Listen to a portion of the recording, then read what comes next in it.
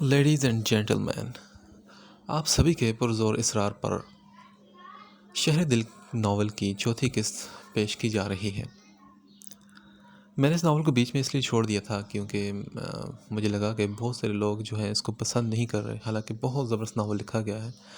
پھر کافی سارے لوگوں نے دوبارہ سے ریکویسٹ کی تو پھر مجھے مجبوراً اس کو کمپلیٹ کرنا پڑا۔ تو آئی ہوپ آپ ضرور انجوائے کریں گے اس ناول کو۔ محبت کی فضاؤں میں، محبت کی ہواؤں میں ہمیشہ درد ملتا ہے۔ محبت کے سمندر میں اترنے سے ذرا پہلے تمہیں یہ سوچنا ہوگا۔ منال کی بے تکی خواہش نے ارما کے دن کا چین اور راتوں کی نیند حرام کر ڈالی تھی۔ اس نے اپنے طور پر منال کو سمجھانے کی ہر ممکن کوشش کی تھی، لیکن وہ اس موضوع پر مزید بات کرنے کو بالکل خواہش مند نہیں تھی۔ ارما جب بھی یہ ٹاپک چھیڑتی تو منال درمیان میں ایک نئی بات لے کر آ جاتی اور یوں اصل کہانی بیچ میں رہ جاتی۔ تھک ہار کے ارما نے اسے اس کے حال پر چھوڑ دیا۔ اب اس سے کچھ بھی کہنا بیکار تھا۔ جب وہ ضد پکڑے بیٹھی تھی تو پھر بحث کرنے کا فائدہ کیا تھا؟ منال دل توڑنے والوں میں شامل ہو چکی تھی۔ اسے ارما کی پریشانی کا مطلق احساس نہ تھا۔ ادھر امی بھی منال کی طرف سے کچھ کھٹک سی گئی تھی۔ گھر آئے مہمان سے بدتمیزی کرنا نہایت گری ہوئی حرکت ہے۔ منال نے نہ صرف وہ حرکت کی بلکہ عرفان کے دوست دائم کو پریشان کرنے کی کوشش بھی کی تھی۔ وہ بیچارہ امی ابو کی موجودگی کی وجہ سے صبر کے گھونٹ بھر گیا تھا، مگر بعد میں اس نے عرفان سے کھل کر احتجاج کیا تھا۔ اسے منال کا دھوپ چھاؤں سا رویہ خاصا عجیب لگا تھا۔ ایک ایسی لڑکی جسے وہ جانتا تک نہ تھا، آخر اس کی ذاتیات میں دخل اندازی کیوں کر رہی تھی؟ سندس نے بھی دائم کو منال کی وہ بات کہہ سنائی تھی جس میں وہ ان دونوں کی ان بن کے حوالے سے سوال کر رہی تھی۔ سندس کے منہ سے منال کی وہ بے ہودہ بات سن کر دائم کو بے حد غصہ آیا تھا۔ اس نے جواباً امارہ کو کھری کھری سنا ڈالی کہ وہ آخر کس قسم کی لڑکیوں کو دوست رکھتی ہے، جو اس کے فیملی ممبرز کی ذاتی زندگی میں دخل اندازی کرنا نہ صرف جائز سمجھتی ہیں بلکہ تبصرہ کرنے سے بھی گریز نہیں کرتی۔ امارہ بھی جی بھر کے شرمندہ ہوئی تھی۔ عرفان بھائی کی سالگرہ محض بہانہ تھی، ورنہ سچ یہی تھا کہ وہ منال کو سمجھانے کے لیے ان کے گھر آئی تھی، مگر وہاں جا کر ایک نئی کہانی سننے کو ملی تھی۔ ارما کی زبانی منال کی باتیں سن کر اس کا دماغ تو بھگ سے اڑ گیا تھا۔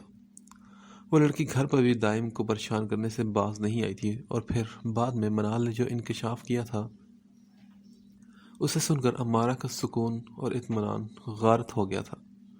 وہ لڑکی دائم کی آرزو کر رہی تھی۔ ایسی بیوقوف لڑکی کو عقل کا قاعدہ پڑھانے کا کیا فائدہ کہ وہ امارہ کو ہی چیلنج دینے بیٹھ گئی؟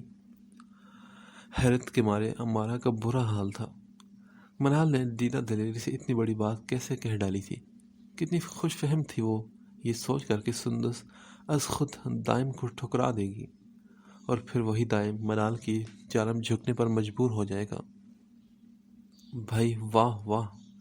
امارہ کا دل چاہا کہ وہ منال کے سر کو کسی دیوار سے دے مارے۔ وہ گھر واپسی تک اسے سمجھانے کی سر توڑ کوششیں کرتی رہی، مگر منال نے ایک نہ سنی اس کی۔ امارہ کے جانے کے بعد ارما بھی بہت دیر تک اسے سر کھپاتی رہی، مگر وہ تو ٹس سے مس نہ ہوئی۔ اپنی بہن کی ہر بات کے جواب میں بس وہ یہی کہتی رہی کہ وقت آنے دو، سب کچھ واضح ہو جائے گا، کیونکہ زندگی وقت کے دھارے کے ساتھ بہتی اور بدلتی ہے۔ وہ بڑی بڑی باتیں کر رہی تھی، یہی کہ تبدیلی انسان کی قسمت سے مشروط ہوتی ہے۔ جب بدلتی ہے تو وقت بھی بدل جاتا ہے، اور وقت کا بدلنا انسان کو گردش سے نکال باہر کرتا ہے۔ اس لیے ارما کو بھی وقت کے بدلنے کا انتظار کرنا چاہیے، تاکہ اسے اعتبار آ جائے کہ وہ جو کہہ رہی ہے ویسا ہوا یا نہیں۔ منال کی ڈٹھائی اور ہٹ درمی کے آگے ارما کو خاموشی میں ہی عافیت نظر آئی تھی، سو وہ اٹھ گئی تھی، اور کئی دن گزر جانے کے بعد بھی ان دونوں کے درمیان اس موضوع پر مزید کوئی بات نہ ہو سکی تھی۔ اس دن منال کے کالج جاتے ہی ارما اپنے کمرے کی صفائی کے ارادے سے اوپر کے پورشن میں آئی تو کمرہ سلیقے سے سمٹا ہوا تھا۔ بیڈ شیٹ بھی بے شگن تھی اور دریچے کے پردے بھی سمیٹ دیے گئے تھے۔ غالباً منال نے صبح اٹھ کر ہی سارا کام کر ڈالا تھا۔ ابو کو ناشتہ دینے کی جلدی میں ارما کمرے پر توجہ دیے بغیر بستر سے اٹھ کر سیدھی کچن میں چلی آئی تھی۔ ابو اور عرفان بھائی کو کام پر بھیج کر وہ ناشتے کے برتن دھونے کے ساتھ ساتھ امی کو ناشتہ کرواتی تھی۔ ان کی امی تہجد گزار تھی اور رات کے آخری پہر جلد بیدار ہو جاتی تو فجر کی نماز کے بعد دیر تلک جائے نماز پر بیٹھ کر وظائف وغیرہ کیا کرتی تھی۔ آج سارے کام کرنے کے بعد وہ اپنے کمرے کو سیٹ کرنے آئی تو کمرہ تو پہلے سے ہی لشکارے مار رہا تھا۔ اسے منال پر بے حد پیار آیا کیونکہ آج اس نے وقت کی خاصی بچت کروا دی تھی۔ اب ارما کے پاس فرصت ہی فرصت تھی، سو وہ کمپیوٹر کے سامنے بیٹھ گئی۔ سب سے پہلے اس نے اپنی ای میل چیک کی تو امارا کا میسج نظروں سے گزرا۔ اس نے منال کو سمجھانے کی کوشش میں نہ جانے کیا کیا لکھ ڈالا تھا۔ ارما اسے پڑھ کر بیزار سی ہو گئی اور آرکٹ کھول کر بیٹھ گئی۔ شاہ میر آن لائن تھا۔ اس نے اسے بے سوچے سمجھے ہیلو کہہ دیا۔ کیسے ہیں آپ اور اس وقت کمپیوٹر پر بیٹھے کیا کر رہے ہیں؟ جواب آیا، اور ڈیانا ہیڈن تم کہاں تھی اتنے دن سے؟ روز راہ دیکھتا تھا مگر مایوسی ہاتھ آتی رہی۔ بھائی کیا بات ہے؟ کیا دل نہیں چاہا مجھ سے بات کرنے کو یا پھر تم آؤٹ آف سٹی تھی؟ وہ بھی جیسے بیتاب ہوا بیٹھا تھا جب ہی ایک ساتھ اس نے اتنے سوال کر ڈالے۔ نہیں ایسی تو کوئی بات نہیں، شہر چھوڑ کر میں نے کدھر جانا تھا؟ ہاں گھر میں مصروفیات بہت ساری تھی۔ کیوں؟ کیا نوکر نہیں ہے تمہارے پاس؟ اس کا سوال چپتا ہوا سا تھا۔ ارما مسکرا دی۔ ہم خود اپنے نوکر ہیں جناب، اور سنت رسول صلی اللہ علیہ وسلم کے عین مطابق اپنا کام خود کرتے ہیں۔ اوہ دیٹس گڈ، پھر تو کھانا وغیرہ بھی خود پکاتی ہوں گی؟ ہاں بالکل، کھانا خود پکا لیتی ہوں۔ آپ کو کچھ کھانا ہے کیا؟ ہاں ضرور، کیا تم کیا کھلاؤ گی؟ ایسا کچھ جو میری پسند کے مطابق ہو، وہی آپ کو پکا کر کھلا دوں گی۔ واو، ادا خوب ہے آپ کی نہ کھلانے کی۔ اب مجھے کیا معلوم کہ تمہیں کیا کیا پسند ہے؟ بھائی مجھے تو وہ سب کچھ اچھا لگتا ہے جو یقیناً آپ کو ناپسند ہوگا۔ اچھا، بھلا وہ کیا ہے جو مجھے ناپسند ہوگا؟ وہی کریلے، بھنڈی اور ٹنڈے وغیرہ۔ بولیے، کھا سکتے ہیں آپ؟ بالکل کھا سکتا ہوں، بشرطے کہ تم اپنے ہاتھوں سے پکاؤ تو۔ اس کی بات پہ ارما زور سے ہنس پڑی اور بولی، خاصے ہوشیار ہیں آپ۔ ویسے ایک بات بتائیے، آج آپ اس وقت کمپیوٹر پر کیوں بیٹھے ہیں؟ آفس نہیں گئے کیا؟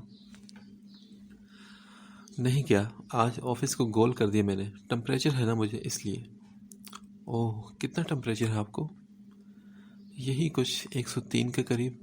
شدت کا زکام بھی ہے، اتنا زیادہ کہ بار بار ناک پہنچنی پڑ رہی ہے۔ اٹس سو پیٹیبل، میری ہمدردی آپ کے ساتھ ہے۔ ہاں پر مجھے اس خالی ہمدردی کا کیا فائدہ؟ کچھ میرا خیال کیجئے تو بات بنے نا۔ بات نہیں بن سکتی، بھلا اتنی دور سے میں آپ کے لیے کیا کر سکوں گی؟ وہ اس کے پھیلنے پر کچھ محتاط ہو گئی۔ کر تو بہت کچھ سکتی ہو اگر چاہو تو۔ اوکے، بتائیے کہ میں کیا کروں؟ ارما نے یوں ہی اس کا دل رکھنے کے لیے پوچھ لیا تو وہ بولا، صرف ایک کام کرو کہ اپنا نام بتا دو۔ سچ کہتا ہوں کہ میری آدھی طبیعت تو ویسے ہی ٹھیک ہو جائے گی۔ وہ جسے اب منتوں پر اتر آیا تھا۔ لو جی، یہ کیا بات ہوئی؟ نام نہ ہوا دوا کا ڈوز ہو گیا جو آدھی طبیعت بحال کر دے گا آپ کی؟ بائی گاڈ ایسا ہی ہے، اب بولو کیا نام ہے تمہارا؟ اس کا اصرار پر زور تھا۔ ارما نے بالآخر سچ بول دیا، میرا نام ارما ہے، ارما بصیر۔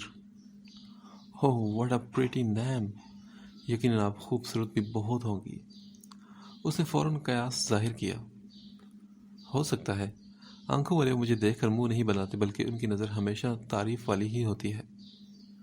دیٹس گریٹ، وہ ہنس دیا۔ Do you see the 7 wonders of the world? ہاں، تصویریں دیکھ رکھی ہیں۔ وہ کچھ نہ سمجھ کر فوراً جواب دے بیٹھی، اوکے تو پھر خود کو 8واں عجوبہ سمجھ لو، کیونکہ ونڈرز دیکھ کر سبھی تعریفی نظر ہی ڈالتے ہیں، ان پر منہ قطعاً نہیں بناتے۔ اچھا، خاصا گھٹیا مذاق ہے آپ کا، وہ جل کر بولی۔ اس کا مطلب ہے کہ تم برا مان گئی؟ ہاں۔ اب وہ اس کا مذاق اڑا رہا تھا تو وہ بولی، نہیں، کسی فلیٹر کی باتوں کا میں برا کبھی نہیں مانتی۔ ارما نے بھی حساب برابر کر دیا تو وہ بولا، ویسے بدلہ خوب چکاتی ہو تم۔ مجبوری ہے، آئینہ دکھانا ضروری ہو جاتا ہے نا. اچھا بابا سوری، لڑائی معاف کرو، اپنے دل کو صاف کرو. وہ فوراً صلح پر اتر آیا تھا. لسن مسٹر شامیر، ہمارا تعلق میں لڑائی یا دوستی کا کیا سوال؟ ہم صرف چیٹرز ہیں، چٹ چیٹ کی اور بات ختم. اس لیے اجازت چاہوں گی، موڈ ہوا تو دوبارہ بات کریں گے ورنہ آپ سمجھدار ہیں. وہ صاف کورے پان پر اتر آئی تھی. شاہمیر کے تو چھکے چھوٹ گئے اور گھبرا کر تیزی سے ایک نوٹ لکھ ڈالا. یار کیسی لڑکی ہو، ناک پر مکھی بیٹھنے نہیں دیتی. ایک ذرا سی شرارت کیا کر دی تم دل پر لے گی. But it was just kidding. یار تم بہت اچھی ہو اور نام بھی تمہارا غضب کا ہے. اگر اپنی پکچر دکھاؤ گی تو قصیدہ بھی پڑھ دوں گا. ارے واہ، میں کیا کوئی ننھی منی بچی ہوں جو باتوں سے بہل جاؤں گی؟ وہ اب بھی خفا تھی. ہاں بھائی، یہ بھی پک دیکھ کر ہی بتا سکتا ہوں، ننھی ہو یا کوئی دوشیزہ. اچھا، میری باتوں سے کیا لگتا ہے آپ کو؟ وہ اس سے اب تپا رہی تھی. باتوں میں تو تم 1 آف 1000 ہو، تم سے جتنا ممکن نہیں. اچھا، یہ تعریف ہے یا بے عزتی؟ تعریف ہے ارما، اب تو معاف کر دو. میں دنیا کی حسین ترین لڑکی سے معذرت کر رہا ہوں. دیٹس گڈ، اسے کہتے ہیں باتیں بنانا. میں نے آپ کو فلیٹر کہہ کر کوئی غلطی تو نہیں کی نا؟ ڈونٹ وری، غلطی کرنے کو ہم بھی بیٹھے ہیں نا. تم دودھ کی دھلی ہو کیا؟ اس کی بات پر ارما مسکرا دی. یہ ہوئی نا بات. چلیے، اس خوشی میں آپ کو معاف کیا. اوہ تھینک یو، اب برنل آف تھینکس. احسان رہے گا ہر جنم میں. بری بات ہے، آپ مسلمان ہو کر بھی ایسی باتیں کر رہے ہیں. ہاں تو کیا کروں، حسینوں کے سامنے بندہ بار بار مرتا ہے اور جیتا ہے. یہ جنم ہی تو ہوئے نا. اس کی بات پر وہ بے اختیار ہنس پڑی. باتیں ویسے بہت خوبصورت کرتے ہیں آپ. آپ کی صحبت کا اثر ہے، ورنہ بندہ بہت کم گو ہے.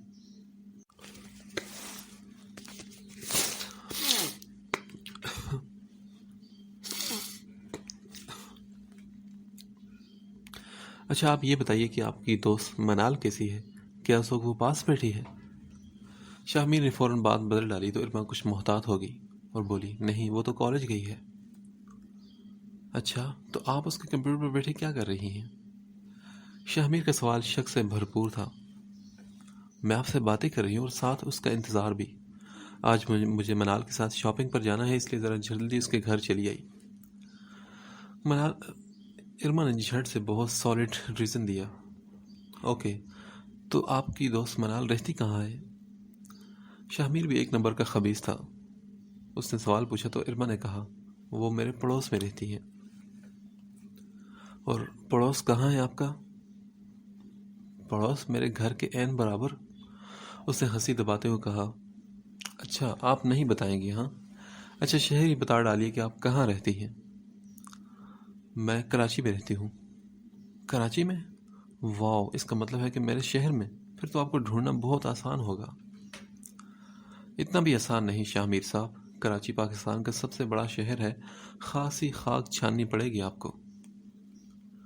نو پرابلم ارما بصیر، لگن سچی ہو تو منزل مل ہی جایا کرتی ہے. اچھا، کیا آپ ڈھونڈ سکیں گے مجھے؟ ہاں کیوں نہیں، جو دل میں رہتے ہیں وہ کبھی نہ کبھی ضرور مل جاتے ہیں. جہاں چاہ وہاں راہ. اس کی بات سن کر ارما کی سٹی گم ہو گئی، کیونکہ شاہمیر کا اظہار بہت برجستہ تھا. مجھے لگتا ہے ارما کہ مجھے تم سے محبت ہو گئی ہے. وہ دوبارہ وہی بات کہہ رہا تھا اور ارما کے کان سائیں سائیں کرنے لگے. شاہمیر صاحب، مجھے لگتا ہے کہ آپ کچھ بہک گئے ہیں. میں ایسی لڑکی ہرگز نہیں. ہاں میں جانتا ہوں، اس لیے تو آپ سے اظہار محبت کر رہا ہوں، مگر مجھے ایسے اظہار اچھے نہیں لگتے. ارما نے کچھ سختی سے بات کرنے کی کوشش کی مگر وہ بھی خاطر میں نہ لایا اور بولا، کوئی بات نہیں، مجھے جو کہنا تھا کہہ دیا، بس میرے کہے پر اعتبار کر لینا. You just shut up. ارما نے فوراً سائن آف کر ڈالا. اس کا دل بے حساب دھڑک رہا تھا. حد ہے بے تکلفی کی. ہنس کر بات کیا کر لی، محترم پھیل ہی کے. ارما نے دھڑکن کے شور کو دبانے کی کوشش میں خود کلامی کی تو دل نے چپکے سے کہا، ہم بھی تو یہی چاہتے ہیں نا.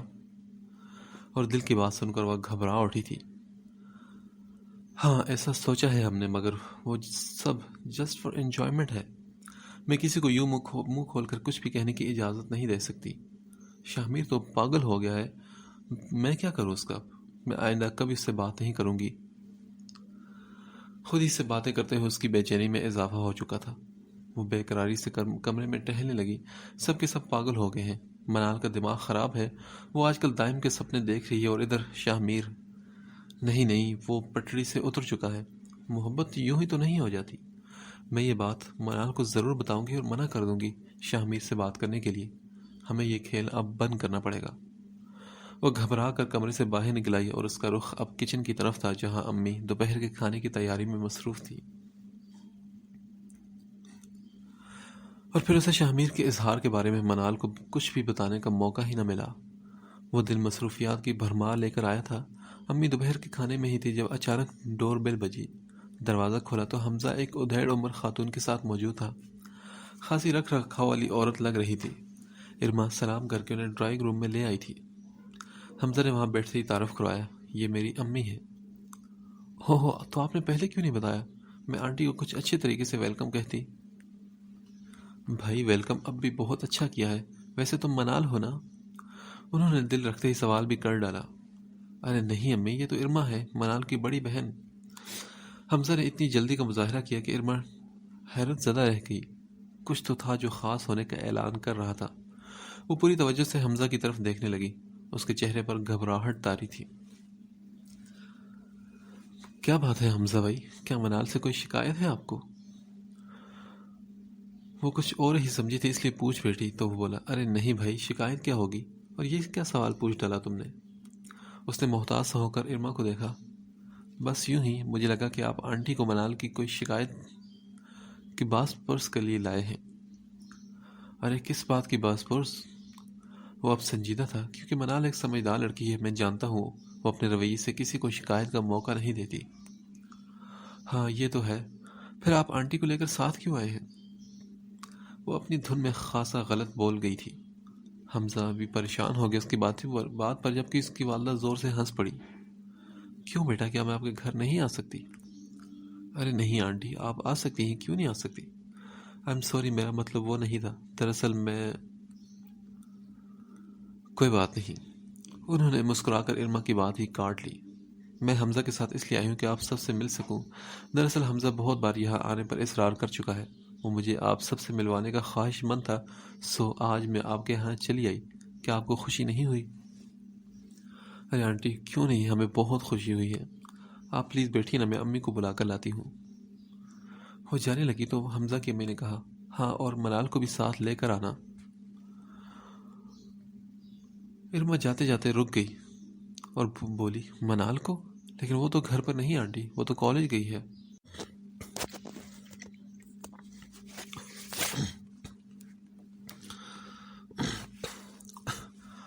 اوہ اچھا، کب آئے گی وہ؟ یہی کوئی دو ڈھائی بجے آنٹی۔ کچھ کام تھا آپ کو منال سے؟ ارما کو جس سے تجسس نے آن گھیرا تھا۔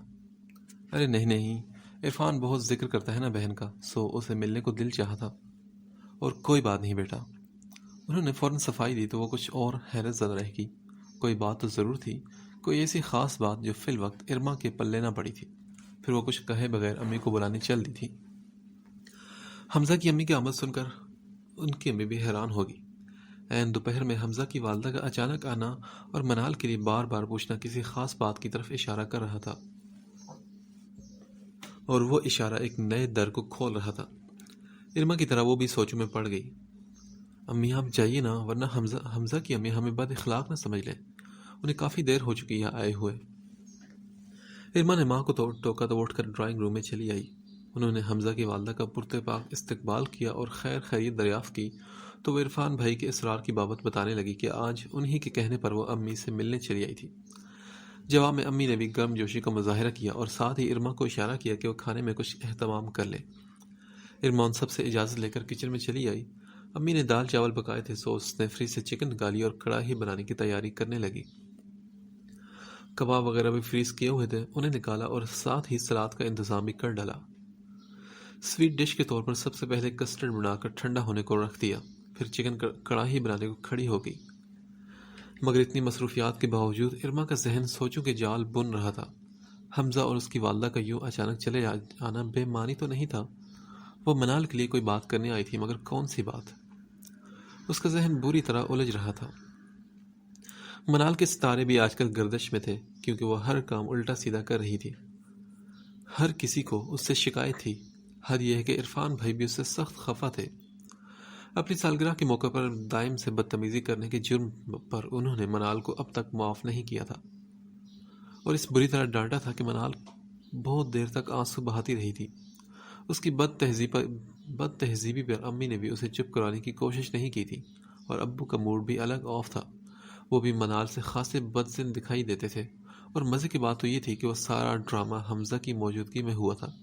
اسے بھی منال کی دائم سے بدسلوکی پر بہت حیرت ہوئی تھی۔ تب وہ اسے جن نظروں سے دیکھ رہا تھا اس میں ملامت اور سرزنش کا تاثر واضح تھا، مگر آج 4 دن کے بعد وہ اپنی والدہ سمیت ان کے گھر چلا آیا تھا اور منال کے لیے خاصا کانشیس ہو رہا تھا۔ آخر کیوں؟ ارما کا ذہن اس سوال کو لے کر سخت الجھاؤ کا شکار تھا۔ اس بار منال نے ایسا کیا کر ڈالا تھا کہ وہ عرفان بھائی کی غیر موجودگی میں اپنی امی کو ساتھ لے کر ان کے گھر چلا آیا تھا؟ اگر اس کی والدہ کا آنا عرفان بھائی کے اصرار کی وجہ سے تھا تو اصولاً انہیں ان کی موجودگی میں گھر آنا چاہیے تھا، مگر وہ بھری دوپہر میں کسی بلائے ناگہانی کی طرح نازل ہوئی اور آتے ہی منال کے بارے میں پوچھنا شروع کر دیا، جیسے وہ لوگ صرف اسی سے ملنے آئے ہوں۔ ارما کو سر درد کا شدت سے احساس ہوا تو اس نے سر جھٹک کر خیالوں کو پرے دھکیلا اور کڑھائی دم پر رکھ کر امی کو کھانا تیار ہونے کی اطلاع دینے چل دی۔ ڈرائنگ روم کے دروازے پر قدم رکھتے ہی اسے اندر کا منظر بدلا سا لگا تھا۔ ابو اور امی نہایت خوش دلی سے حمزہ کی والدہ سے باتیں کر رہے تھے، جبکہ حمزہ کا چہرہ سرخ تھا۔ وہ جھیمپے انداز میں یوں بیٹھا تھا جیسے کھسیاہٹ کا شکار ہو۔ ابو کب آئے ارما کو پتہ نہ چلا تھا۔ انہیں کمرے میں مہمانوں سے محو گفتگو دیکھ کر وہ دھنگ رہ گئی۔ دروازے کے بیچوں سے کھڑا دیکھ کر امی نے اسے آواز دی، ارما اندر آؤ بیٹے، اس طرح راستے میں کیوں کھڑی ہو؟ امی میں کھانے کا کہنے آئی تھی، کھانا تیار ہے۔ اسے سنبھل کر فوراً مدعا کہہ ڈالا، ارے آپ لوگوں نے کھانے کا تکلف کیوں کر ڈالا؟ میں تو صرف میل ملاقات کے لیے آئی تھی، آپ سب سے مل لیا، کیا یہ کم ہے میرے لیے؟ حمزہ کی امی نے تکلف برتا تو امی رواداری سے بولی، ملنے کے ساتھ ساتھ کھانا پینا بھی تو چلتا رہتا ہے نا رازیہ بیگم، یہ نصیب کی بات ہے، آپ کے مقدر کا رزق ہمارے یہاں لکھا ہے تو آپ کو کھانا ہی پڑے گا، اس میں تکلف کیسا؟ بھائی آپ نے تو لاجواب ہی کر دیا۔ یہ کہہ کر وہ ہنسنے لگی۔ امی نے مسکرا کر اسے دیکھا اور وہ بولی، ارما ٹیبل لگاؤ، ہم لوگ آ رہے ہیں۔ جی ٹھیک ہے امی۔ امی کی بات سن کر ارما فوراً پلٹ گئی۔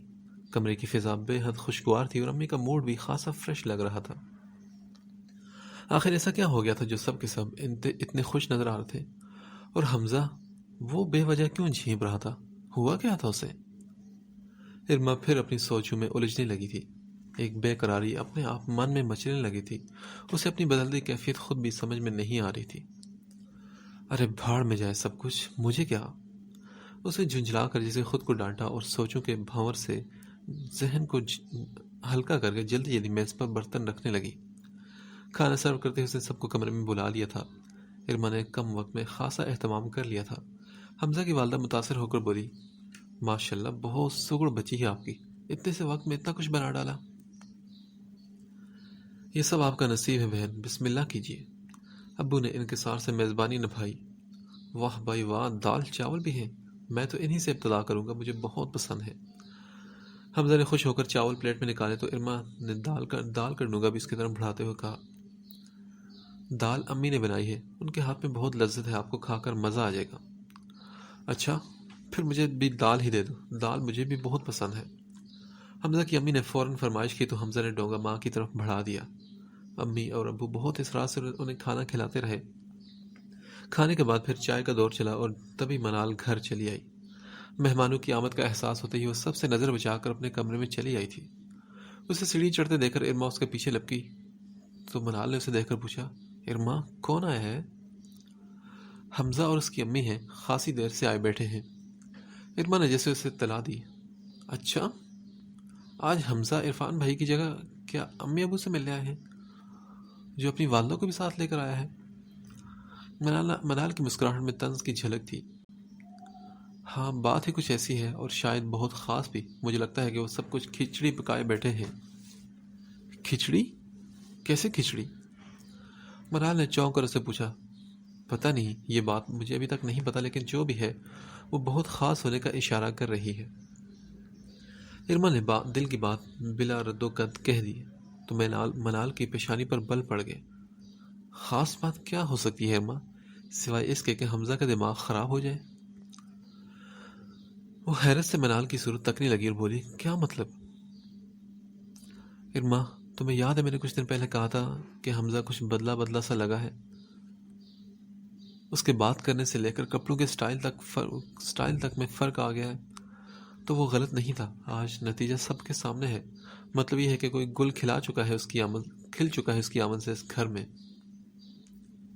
منال، کیا مطلب؟ ارما نے ایک بار پھر وہی الفاظ دہرائے تو منال کے ہنسی آ گئی۔ تم بہت بدھو ہو ارما، مطلب واضح ہے کہ حمزہ صاحب آپ پر مر مٹے ہیں اور اپنی والدہ کے ہمراہ رشتہ مانگنے آئے ہیں آپ کا۔ واٹ ربش! حمزہ کی طبیعت تو ٹھیک ہے نا؟ دوست کی بہنوں پر لائن مارا ہے کمینہ کہیں کا؟ ارما نے جھلا کر کہا، بہنوں پر نہیں، صرف بہن پر۔ دراصل تم ہو ہی اتنی پیاری کہ ہر ایک کا دل تم پر آ جاتا ہے ارما، اور ایک میں ہوں کہ پھیکا سا شلجم۔ وہ خود کو آئینے میں دیکھنے لگی۔ ارما، میں امی پر پڑی ہونا، اس لیے کوئی مجھے گھاس نہیں ڈالتا ہے نا؟ توبہ توبہ منال، یہ کیا بکواس کری ہو تم؟ امی بدصورت ہیں کیا؟ ارما نے فوراً اسے ڈانٹا۔ نہیں، خیر بدصورت تو نہیں، مگر ابو کے مقابلے میں خاصی کم صورت ہے۔ تم بالکل بابا جیسی ہو، اس لیے بہت خوبصورت ہو، اور میں امی پر چلی گئی۔ سب کی نگاہ میں ذرا سی دیر سے کاؤنٹ ہوتی ہوں بس۔ وہ شوخی سے بولی تو ارما کے لبوں پر بھی ہنسی کھل اٹھی تھی، مگر دوسرے ہی پل ہنسی فوراً غائب ہو گئی تھی، کیونکہ جو خیال اس کے دل سے ہو کر گزرا تھا وہ اصل حقیقت کو واضح کر رہا تھا۔ حمزہ اور اس کی امی نے آتے ہی منال کے بارے میں پوچھا تھا۔ وہ اس سے ملنے نہیں آئی تھی، گویا وہ منال کو… او مائی گاڈ! کیا حمزہ کی شخصیت میں آنے والی تبدیلی منال کی وجہ سے تھی؟ کیا وہ منال کو پسند کرتا ہے؟ ارما کی نظریں بے اختیار آئینے کے سامنے کھڑی منال پر گئی۔ کالج سے واپسی پر بس کے سفر کی وجہ سے اس کے بال کچھ بکھرے ہوئے تھے۔ کھلے بالوں کی کچھ الجھی لیٹیں اس کے چہرے پر جھک آئی تھی۔ اس کی گھلیری پلکیں سیاہ آنکھوں کو ڈھانپے ہوئی تھی۔ وہ نظریں جھکائے ڈریسنگ ٹیبل پر رکھی پرفیوم کی شیشی کو بلا وجہ گھما رہی تھی، البتہ اس کے لب ایک روشن مسکراہٹ سے بھیگ رہے تھے، یوں جیسے حمزہ کے بارے میں سوچ کر وہ من ہی من میں لطف اٹھا رہی ہو۔ وہ ارما سے اس کی چاہت کا سوچ کر سچ مچ بہت خوش تھی۔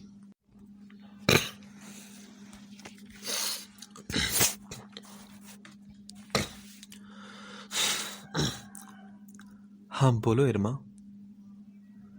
منال، ایک بات بتاؤں تمہیں؟ ہاں بولو نا۔ منال اب رخ موڑ کر اس کا چہرہ دیکھنے لگی تو ارما بے حد سنجیدہ تھی۔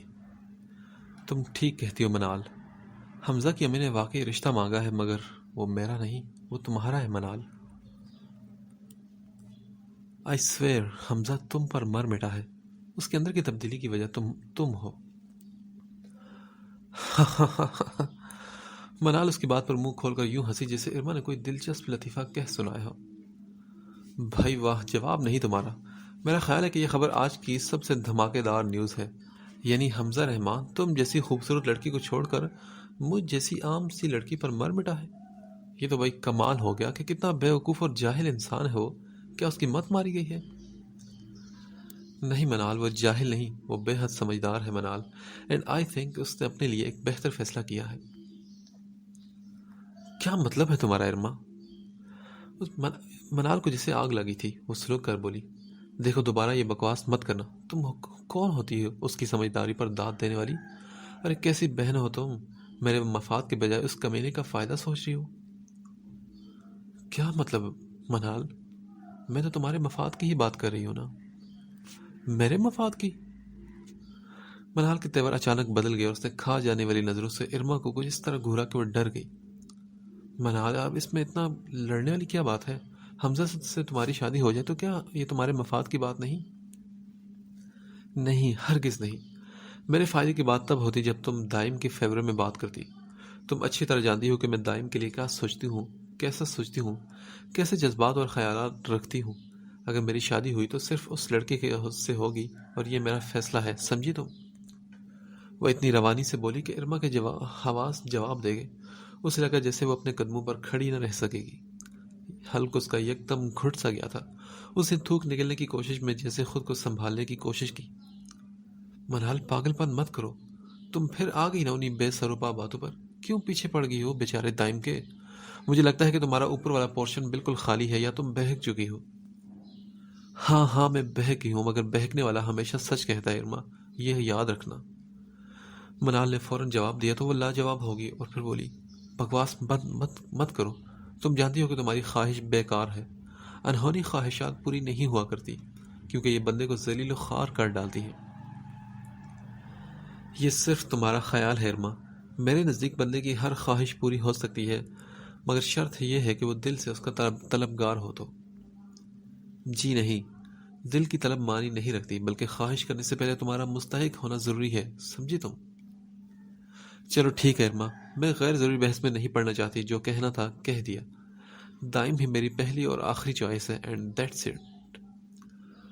منال کی ہٹ دھرمی دیکھنے لائق تھی. ارما نے تو اپنا سر پیٹ لیا. منال، اس گھر کا سسٹم جانتی ہو تم؟ پھر بھی تم ایسی بیتو کی باتیں کر کے میرا دماغ خراب کیوں کرتی ہو؟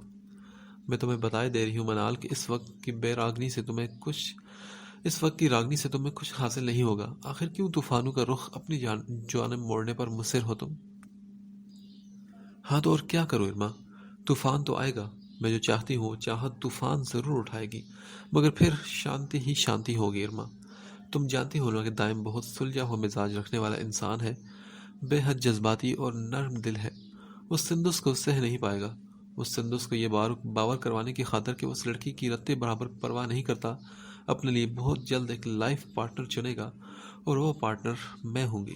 ارما، میں یعنی منال بصیر. یہ صرف میرا دعویٰ نہیں، میرا یقین بھی ہے. زندگی وہ نہیں جو ہم سوچتے ہیں ارما، زندگی وہ ہے جو ہم جیتے ہیں. تم دیکھ لینا میری زندگی کے آنے والے ماہ و سال دائم کے ساتھ گزریں گے، خوشی اور شادمانی کے احساس کے ساتھ. وہ اتنے زام سے بولی کہ ارما بھی خاموش ہوگی. وہ حیرت کے ساتھ اپنی چھوٹی بہن کی صورت تکنے پر مجبور ہو گئی تھی. یہ ہذیان تھا، اس کی خوش فہمی ارما کو کچھ سمجھ نہ آیا.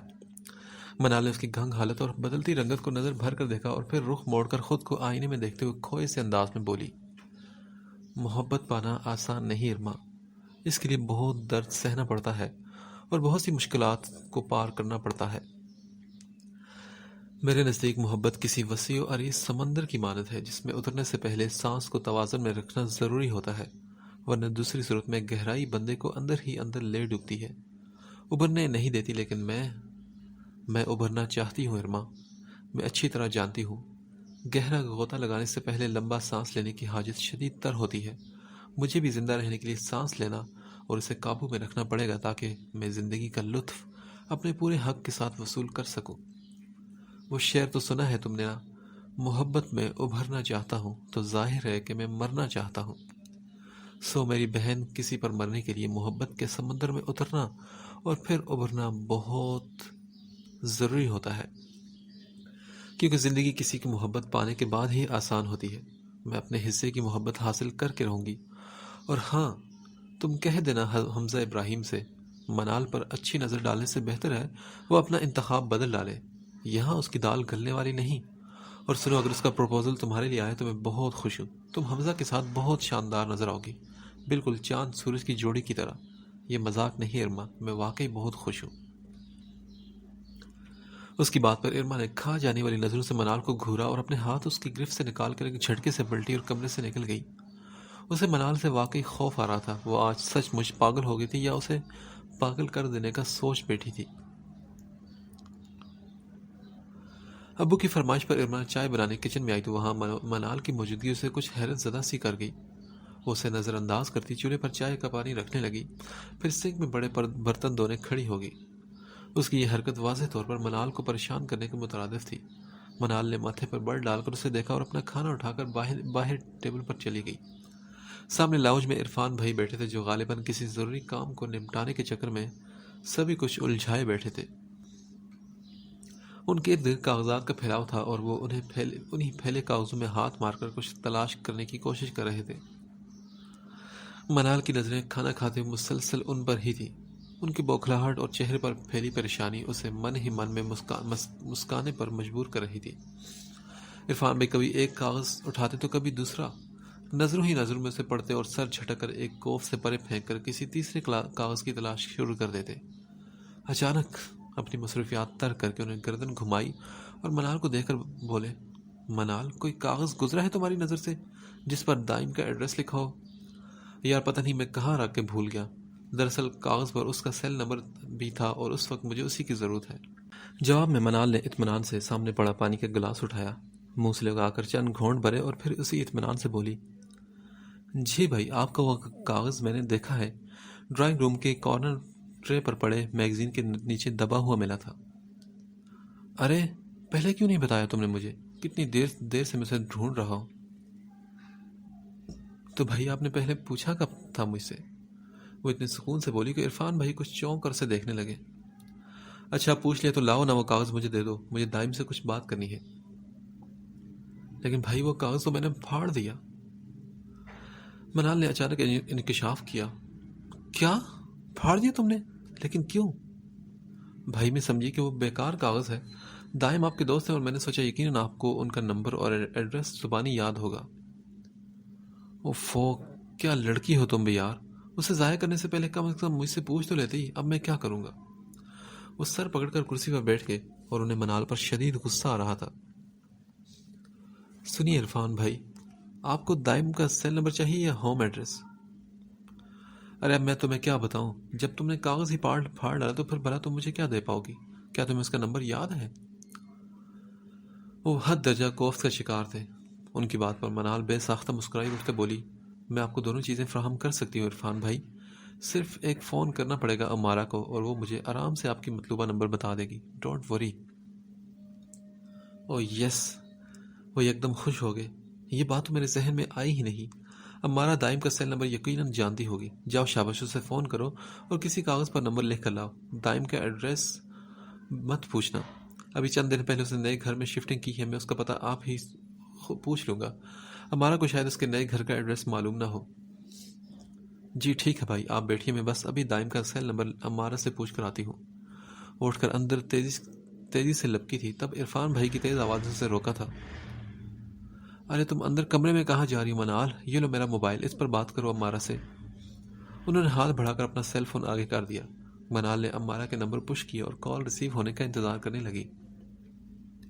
کچھ ہی دیر میں امارہ کال پر تھی۔ ہیلو، کون؟ امارہ عرفان بھائی کے سیل نمبر سے واقف نہ تھی تو اس نے فوری سوال کیا تھا۔ یہ میں ہوں امارہ، منال۔ وہ جلدی سے بولی، مجھے ایکچولی دائم کا نمبر چاہیے، مجھے دے دو۔ کیوں؟ اب تمہیں ان کے نمبر کی ضرورت کیوں پڑ گئی؟ امارہ نے انتہائی بیزاری سے اس سے پوچھا تو منال کچھ محتاط ہوگی کیونکہ عرفان بھائی کی نظر اس کے چہرے پر لگی تھی اور وہ پوری توجہ سے اس کی باتوں پر کان دھرے کھڑے تھے۔ منال جانتی تھی کہ دائم سے کی جانے والی محبت کا اظہار امارہ سے اب تک ہضم نہیں ہوا تھا، وہ اب بھی اسے بہت بدظن تھی۔ اس دن منال کی حماقت بھری بے تکی باتیں اس کا اور ارما کا دماغ خراب کر گئی تھی۔ اسے محبت کا خود ساختہ چکر چلا کر سندس کو بھی دائم کی زندگی سے نکالنے کی پیشگوئی کر ڈالی تھی، اور اب ان حالات میں منال کو دائم کا نمبر دینا قطعاً عقل مندی نہیں تھی۔ امارہ کو اپنی ماما سے شامت بلوانے کا کوئی شوق نہیں تھا۔ ادھر منال نے پھر کوشش کی اور بولی، ارے یار امارہ میری بات تو سنو، دائم کا نمبر عرفان بھائی کو، پلیز بس کرو منال، اپنے گھٹیا معاملات میں عرفان بھائی کو مت گھسیٹو، شرم آنی چاہیے تمہیں، بھائی کا نام اپنی بغیرتی میں شامل کرتے ہوئے۔ تمہارے بارے میں یہ سب جان کے کیا سوچیں گے وہ، کبھی سوچا بھی ہے تم نے؟ اوفو امارہ، فی الحال انہیں میرے بارے میں اچھا برا سوچنے کی فرصت نہیں، اس وقت صرف انہیں دائم کا نمبر چاہیے، وہ ان سے کوئی ضروری بات کرنا چاہتے ہیں، پلیز تم دائم کا سیل نمبر بتا دو تاکہ وہ ان سے رابطہ کر سکیں۔ ہرگز نہیں منال، میں تمہیں کبھی دائم بھائی کا سیل نمبر نہیں دوں گی، اگر مجھے تمہاری پست ذہنیت کا تھوڑا سا بھی اندازہ ہوتا تو میں تم سے کبھی دوستی بھی نہ بڑھاتی، تم تو بے حد خود غرض اور احمق لڑکی ہو، میں جانتی ہوں تم پر کسی ڈانٹ یا ملامت کا کوئی اثر نہیں ہوگا۔ پلیز ہمارا بات مت بڑھاؤ، گلے شکوے کرنے کو ایک عمر پڑی ہے، اس وقت صرف دائم کا سیل نمبر دے دو ورنہ عرفان بھائی۔ ایسے شٹ اپ منال، کچھ ہوش کی دوا کرو، دیکھو میں تمہاری دوست ہوں اس لیے تمہیں سمجھانا میرا فرض ہے، ایسے انہونے کام مت کرو جس کی وجہ سے لوگوں کی نظر میں تم تماشا بن جاؤ، اپنے دل کو سمجھاؤ منال، یہ راستہ تمہیں تباہی کی طرف لے جائے گا، دائم بھائی کا پیچھا چھوڑ دو، وہ سندس سے بے پناہ محبت کرتے ہیں اور اپنی محبت سے کبھی دست بردار نہیں ہوں گے، ڈو یو انڈرسٹینڈ؟ امارہ بھی اسے سمجھا سمجھا کر تھک چکی تھی۔ اس کے لہجے کی گرمی نے منال کا وجود بھگوڑ ڈالا تھا۔ امارہ اس کی کوئی بھی بات سننے پر تیار ہی نہیں تھی۔ وہ جس قسم کے ڈر کا اظہار کر کے اسے سمجھا رہی تھی، وہ ڈر اسے دائم کا نمبر دینے پر کبھی بھی آمادہ نہیں کر سکتا تھا۔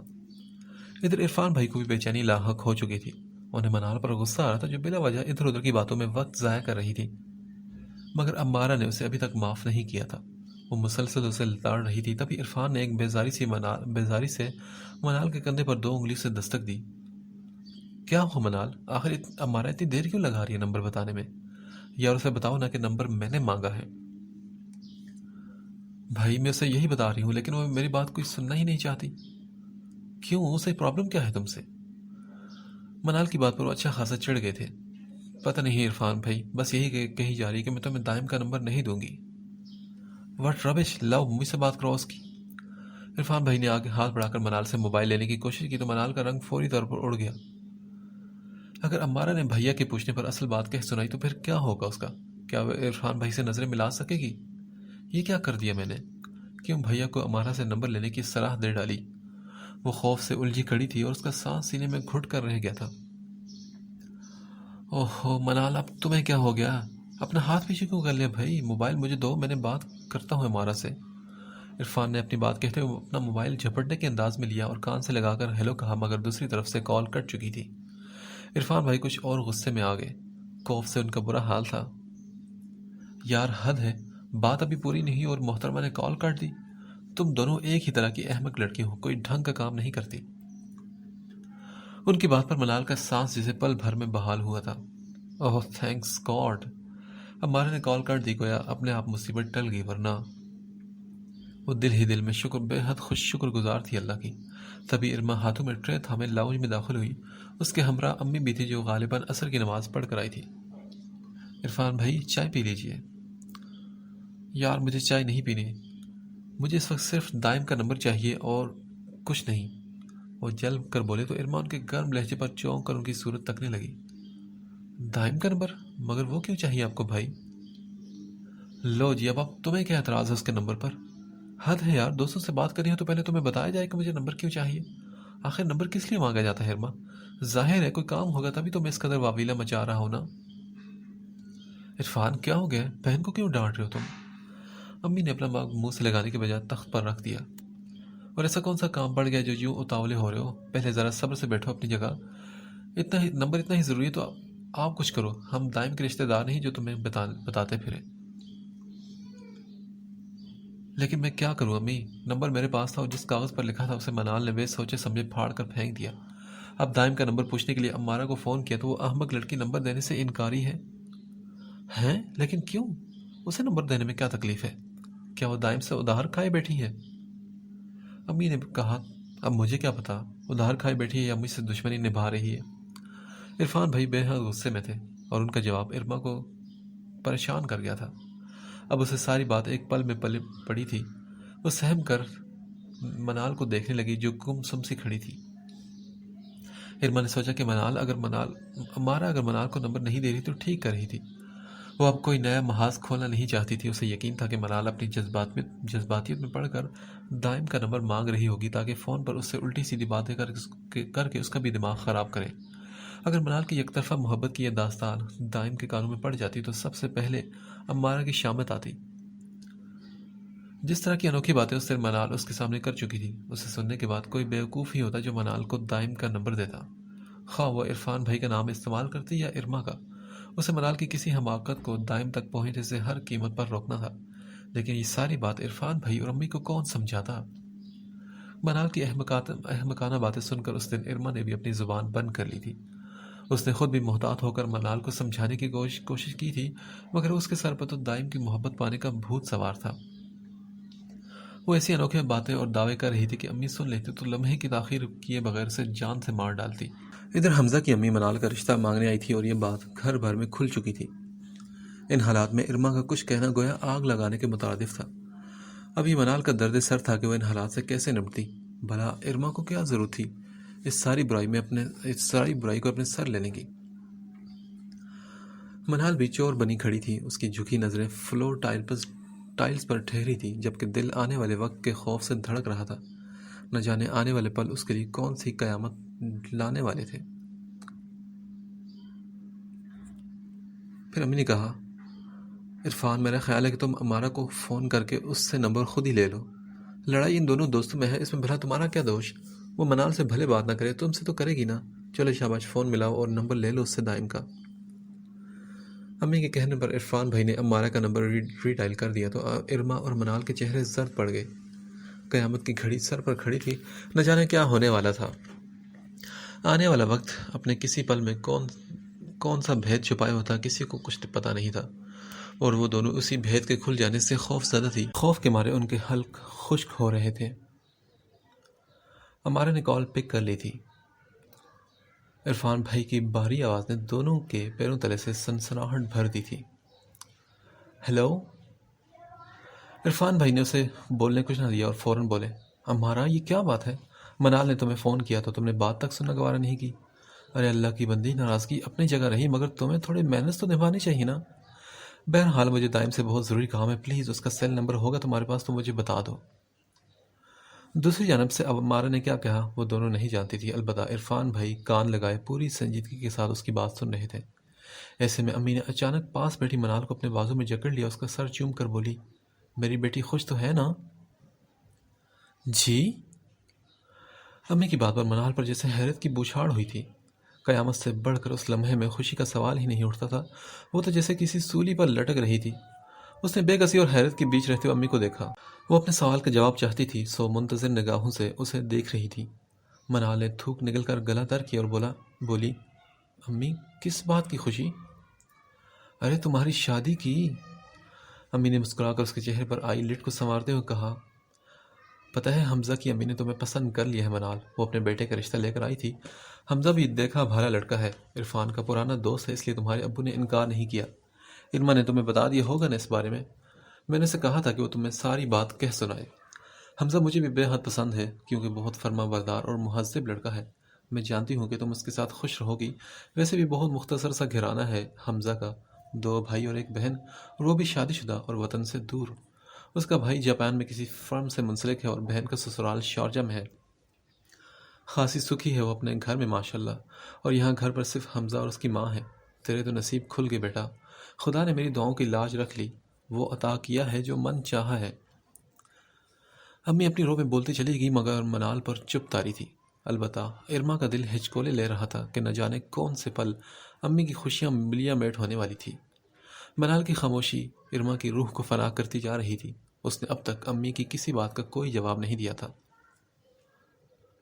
منال، حمزہ اچھا ہے نا؟ دیکھ بیٹا، مجھ سے شرم مت کرنا، اپنی پسند ناپسند کہنے میں تم بالکل آزاد ہو، مگر یہ خیال رکھنا کہ حمزہ سے تمہارا رشتہ تمہارے ابو کی پسند پر طے کیا جا رہا ہے، اور تمہارے ابو تمہارے لیے وہی پسند کریں گے جو انہیں بہترین لگے گا۔ امی کی بات پر منال نے ڈرتے ڈرتے نظر اٹھا کر ان کا چہرہ دیکھا اور بولی، امی اگر میں کہوں کہ مجھے یہ شادی نہیں کرنی تو؟ ارے پاگل، شادی تو سبھی کو کرنی پڑتی ہے نا، لڑکیاں پرائی امانت ہوتی ہیں والدین کے گھر پر، انہیں ایک نہ ایک دن نئے گھر کو بسانے کے لیے جانا ہی پڑتا ہے۔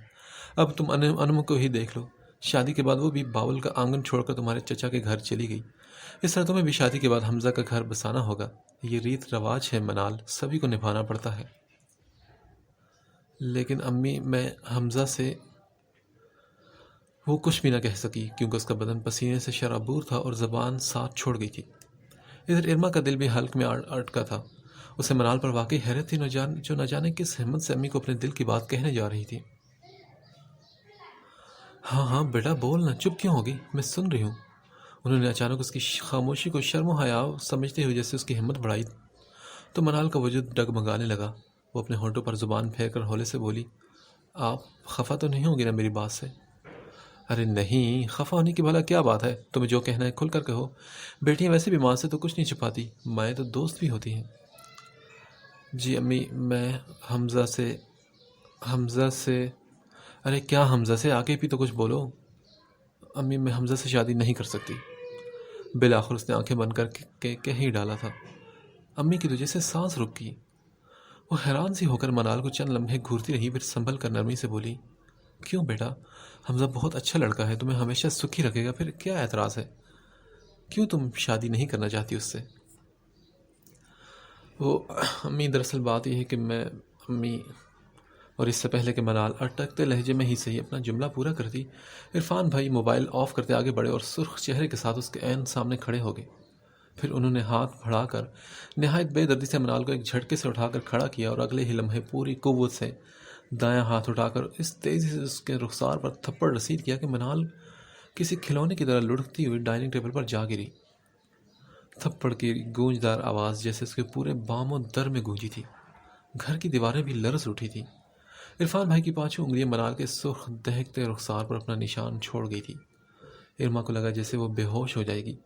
وہ منال کو بچانے کے لیے آگے بھی نہ بڑھ سکی اور امی کے ہاتھ سے بھی کپ گر کر ٹوٹ چکا تھا۔ عرفان کیا ہو گیا ہے؟ پاگل ہو گیا ہو کیا؟ کیا کیا ہے منال نے جو تم وحشیوں کی طرح سے مارنے کھڑے ہو گئے؟ امی تیزی سے تخت سے اٹھ کے بولی تھی۔ ان کا چہرہ بھی ایک ہی پل میں جیسے فک ہوا تھا۔ وہ اپنی حمزہ کے لیے منال کا انکار سہ نہیں پائی تھی کہ بیٹے کا کرارا تھپڑ منال کے چہرے پر پڑ کر ان کے ہوش لے اڑا تھا۔ امی سنبھال کر رکھی اپنی چہیتے کو، ہماری آنکھوں میں دھول جو کر یہ خاک اڑانے کا ارادہ رکھتی ہے۔ سمجھا لیجیے اسے پلیز امی، ورنہ مجھ سے برا کوئی نہیں ہوگا۔ اس کا ایک غلط قدم میرا صبر و ضبط اڑا لے گا اور میں اسے قتل کر دوں گا۔ وہ غصے میں آ کے چیخ رہے تھے۔ امی کا تو منہ کھلے کا کھلا رہ گیا۔ اس سے پہلے کہ وہ وضاحت مانگتی، عرفان بھائی پاؤں پٹکتے کمرے سے نکل گئے اور ان کا چہرہ لہو رنگ ہو رہا تھا غصے سے۔ امی نے تو جیسے دل تھام لیا۔ ان کی گہری نظر منال کے وجود پر ٹک گئی تھی، جو اب ٹیبل سے اٹھ کر دوپٹے سے اپنی باجیں پونچھ رہی تھی۔ خون کی ایک پتلی سی لکیر اس کے ہونٹوں سے نکل کر ٹھوڑی تک چلی آئی تھی۔ بھیا کا بھاری بھرکم ہاتھ اس کے پھول جیسے رخسار پر انگارے دہکا گیا تھا۔ اچانک وہ سب کیا ہوا تھا امی کی سمجھ سے باہر تھا، مگر ارما کو سب خبر تھی اور یہی باخبری ہی اسے دہلائے دے رہی تھی۔ یہ بات جب مزید کھلتی اور کسی برے نتیجے کی صورت میں ابو کے سامنے پہنچتی، ایسی نوبت آنے سے پہلے اس سچویشن کو ختم ہونا جانا چاہیے تھا، ورنہ منال اپنی زندگی سے جاتی اور ارما عمر بھر کے لیے رسوائی کے گڑھے میں گڑ جاتی کہ ناکردہ گناہ کی سزا اس کے حصے میں بھی تو آنی تھی نا۔